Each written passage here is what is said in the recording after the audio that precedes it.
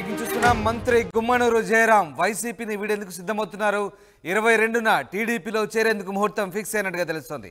ఇవాళ హైదరాబాద్లో చంద్రబాబుతో భేటీ కానున్నారు గుమ్మనూరు జయరాం. టీడీపీ నుంచి గుంతకల్లు సీటు ఆఫర్ చేస్తున్నట్టుగా తెలుస్తోంది. సీఎం జగన్ సర్ది చెప్పినా కన్విన్స్ కాలేదు జయరాం. రాంపురం బ్రదర్స్ వల్లే తనకు సీటు రాలేదని ఆగ్రహం వ్యక్తం చేస్తున్నారు. Mantralayam MLA Balanagireddy, Adoni MLA Sai Prasad Reddy, Guntakal MLA వెంకట్రామరెడ్డిని ఓడిస్తానంటూ జయరాం శపథం చేస్తున్నారు. మొత్తం మీద ఆయన టీడీపీలో చేరేందుకు రంగం సిద్ధమైనట్టుగా తెలుస్తోంది.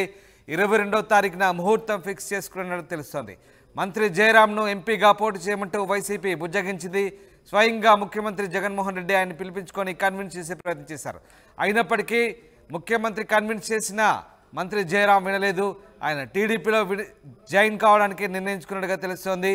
అయితే టీడీపీ ఆయనకు గుంతకల్లు సీటు ఆఫర్ చేసినట్టుగా తెలుస్తుంది. మొత్తం మీద ఆయన ఇవాళ చంద్రబాబు నాయుడిని హైదరాబాద్లో కలవనున్నారు. దీంతో ఒక్కసారిగా కర్నూలు రాజకీయాలు హిట్ ఎక్కాయి. ఎస్, మా ప్రతినిధి హుసేన్ లైవ్లో జాయిన్ అవుతారు. హుసేన్, మంత్రి జయరాం ఇవాళ తెలుగుదేశం పార్టీ అధినేత చంద్రబాబుతో భేటీ అవుతున్నట్టుగా తెలుస్తుంది. దీనికి సంబంధించి తాజా అప్డేట్ ఏంటి? జయరాం వైసీపీని వీడడం ఖాయమేనా?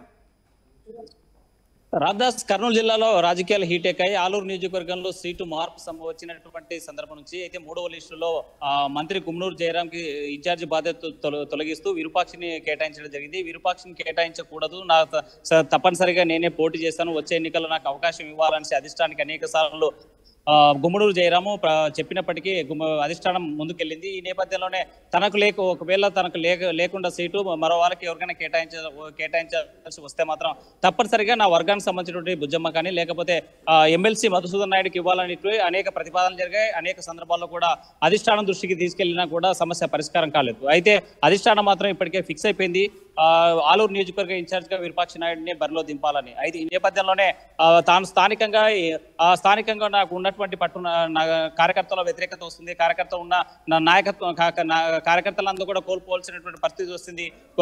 విరూపాక్షి ఎప్పుడైతే బాధ్యతలు అప్పచెప్పారో తక్షణమే తనకు అనుకూలంగా ఉన్నటువంటి అన్యాయులంతా కూడా పార్టీ నుంచి సస్పెండ్ చేసేటువంటి ప్రయత్నం చేశారు. అందులో భాగంగా ఉన్నటువంటి పదవులను కూడా తొలగించినటువంటి పరిస్థితి అయితే కనిపిస్తుంది. కేవలం కంగ్రాచులేషన్ చెప్పలేదని విరూపాక్షి నాయుడు మండల కన్వీనర్గా ఉన్నటువంటి ఆలూరు మండల కన్వీనర్ వీరేష్ని తొలగించినటువంటి సంఘటన ఆలూరు నియోజకవర్గంలో ఉన్నటువంటి నేపథ్యం. అయితే ఈ పరిణామాల నేపథ్యంలోనే మంత్రి గుమ్మనూరు జయరాంని సీఎం జగన్మోహన్ రెడ్డి తాడేపల్లికి పిలిపించారు. నీతో మాట్లాడేటువంటి అవసరం ఉంది, నువ్వు పార్టీలో పనిచేయాల్సినటువంటి ఆవశ్యకత ఉంది, మనం వచ్చే ఎన్నికల్లో అధికారంలోకి రావాలంటే మాత్రం తప్పనిసరిగా ఈసారికి నువ్వు అడ్జస్ట్ కావాల్సిందే, ఎందుకంటే ఎంపీగా పోటీ చేయి, నిన్ను చూసుకునేటువంటి బాధ్యత నాది అని చెప్పినటువంటి నేపథ్యంలోనే మంత్రి గుమ్మనూరు జయరాం కన్విన్స్ అయ్యాడనేసి అందరూ భావించారు. అయితే ఆ నేపథ్యంలోనే అమరావతిలో ఎప్పుడైతే తాడేపల్లిలో సీఎం జగన్మోహన్ రెడ్డితో మాట్లాడిన తర్వాత ఆలూరు నియోజకవర్గంలో జరిగేటువంటి అభివృద్ధి కార్యక్రమం ఏదైతే ఉందో రోడ్డు విస్తరణ కార్యక్రమానికి భూమి పూజకి వెళ్లారు. భూమి పూజ కార్యక్రమానికి అటు రెండు వర్గాలు కూడా, ఇటు విరూపాక్షి వర్గము అటు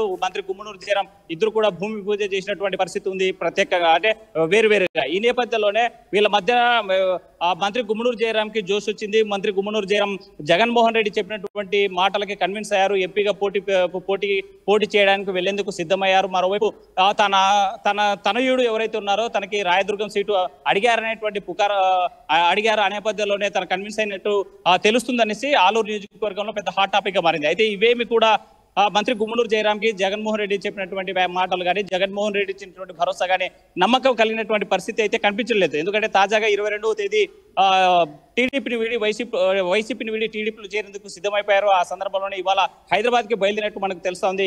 అయితే తన టార్గెట్ ఒకటే ఉంది, నాకు వైసీపీ పార్టీలో పనిచేస్తున్నాను, మంత్రిగా కొనసాగుతున్నటువంటి నన్ను ఈ సీటు రాకుండా చేసేందుకు కీలక పాత్ర పోషించినటువంటి తెర వెనుక ఎవరైతే ఉన్నారో అంటే గుంతకల్లకు సంబంధించిన వెంకటరామరెడ్డి, అదేవిధంగా ఆదోని ఎమ్మెల్యే సాయి ప్రసాద్ రెడ్డి, మంత్రాలయం ఎమ్మెల్యే బాలనాగిరెడ్డి, వీళ్ళంతా కూడా తమ ఆధిపత్యం దెబ్బతీస్తుంది. కర్ణాటక బార్డర్ లో ఉన్నటువంటి నియోజకవర్గాలు ఇవి.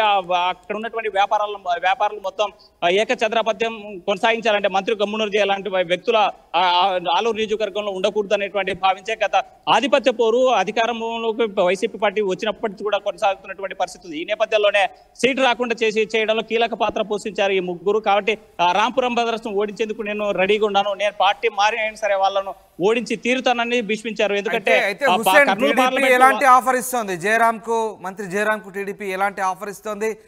దీనికి సంబంధించి చంద్రబాబుని కలిసిన తర్వాత ఆయన మీడియాతో మాట్లాడే అవకాశం ఉందా? ఎట్లాంటి హామీ వచ్చినట్టు తెలుస్తుంది?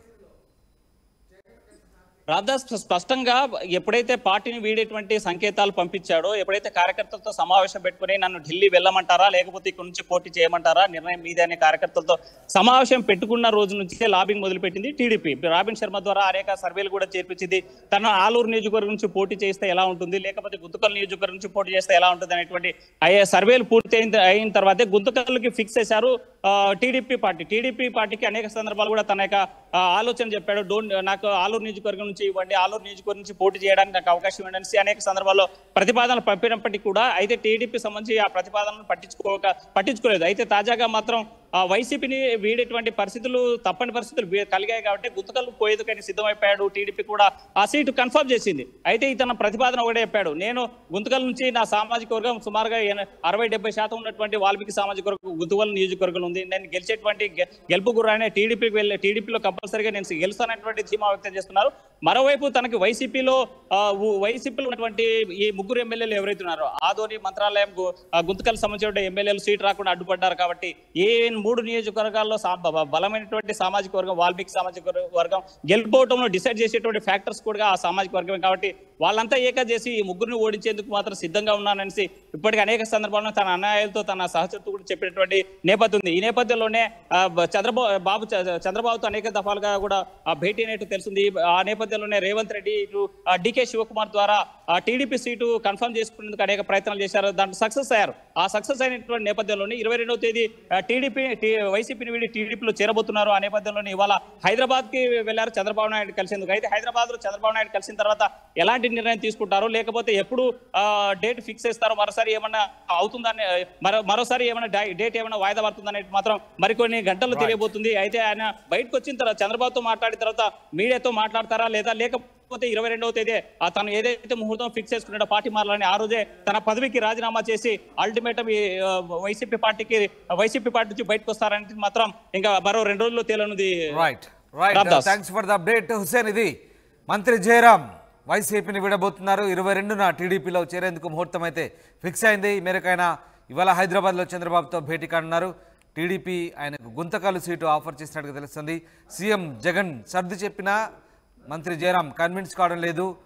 కొంతమంది వల్లే తనకు సీటు రాలేదని ఆగ్రహం వ్యక్తం చేస్తున్నారు. ముఖ్యంగా మంత్రాలయం అలాగే ఆదోని ఎమ్మెల్యేలు, గుంతకల్ ఎమ్మెల్యేలు ముగ్గురు కూడా తనకు అడ్డుపడుతున్నారు. వాళ్ళ ముగ్గురిని కూడా ఓడిస్తారంటూ ఆయన శపథం చేస్తున్నారు.